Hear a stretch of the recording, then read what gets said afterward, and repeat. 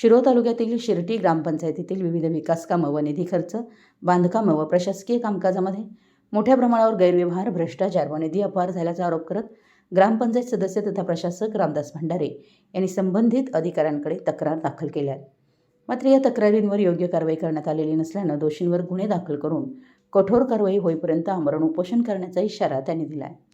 तक्रारीनुसार शिर्टी ग्रामपंचायतीच्या विद्यमान कारभारात सरपंच, उपसरपंच व काही ग्रामपंचायत सदस्यांच्या कार्यकाळात अनेक अनियमितता झाल्यात. महिला सरपंचांच्या जागी त्यांच्या पतीकडून कारभार चालवला जात असल्याचा आरोपही करण्यात आला आहे.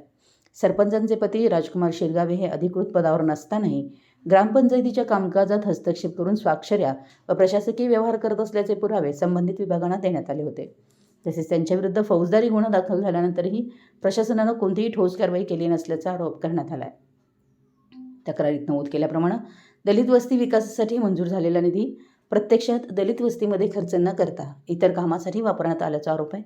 या कामामध्ये मोठ्या प्रमाणावर आर्थिक गैरव्यवहार झाल्याचा तसेच कंत्राटदारांनी निकृष्ट दर्जाची कामं केल्याचा दावा करण्यात आला आहे. रामदास भंडारे यांनी आपण मागासवर्गीय समाजातील असल्यामुळं आपल्याला जातीवाचक शब्द वापरून हिणवण्यात आल्याचा आरोपही केला आहे.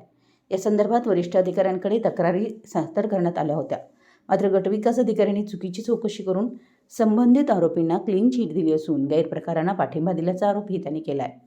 या प्रकरणात गटविकास अधिकारी मुकेश सजगाने, शिरोळ पोलीस ठाणे, पंचायत समिती शिरोळचे संबंधित बांधकाम विभागाचे अधिकारी, उपअभियंता प्रदीप हुपरे, विस्तार अधिकारी बाळासो कदम, ग्रामसेवक पाटील तसेच इतर संबंधित अधिकारी व पदाधिकाऱ्यांची सखोल चौकशी करून दोषींवर गुन्हे दाखल करण्यात यावेत अशी मागणी करण्यात आली आहे. दोषींवर कारवाई होईपर्यंत आपण आमरण उपोषण करणार असल्याचं रामदास कल्लाप्पा भंडारे यांनी जाहीर केलं असून या प्रकरणामुळे शिर्टी ग्रामपंचायतीच्या कारभाराबाबत परिसरात चर्चेला उधाण आलंय. आता संबंधित विभाग व प्रशासन यावर कोणती भूमिका घेतात याकडे ग्रामस्थांचं लक्ष लागून राहिलं आहे. मराठी एस न्यूजसाठी शिरोळहून दिलीप कोळी. आम्ही शासनाकडे व्हिडिओकडे मागायला आल्यासुद्धा व्हिडिओ साहेबांसुद्धा आम्हाला दखल घेतली नाही. कारण सुनावणी लावली, खरं सुनावणी त्यांच्याच बाजूने सही केली, कागदपत्र देऊन पुरावा देऊन सुद्धा. स्मशानभूमीमध्ये सुद्धा आम्ही ठोस पुरावा दाखवले की बिल अदा झाले आणि काम तिथं अवेलेबल नाही. म्हणजे स्मशानभूमीत सुद्धा नाही पैसे राखायला म्हणजे खायला घेणार आणि तरी पण शासन त्यांच्याच बाजूने आहे. या गोष्टीला कंटाळून मुळात पहिला व्हिडिओ किंवा बाकीचे कोणी फौजदारी गुन्हा दाखल केले त्यांच्यावर सगळ्यांच्यावर कारवाई व्हावी ह्या गोष्टीसाठी मी तो उपोषणला बनी सरपंच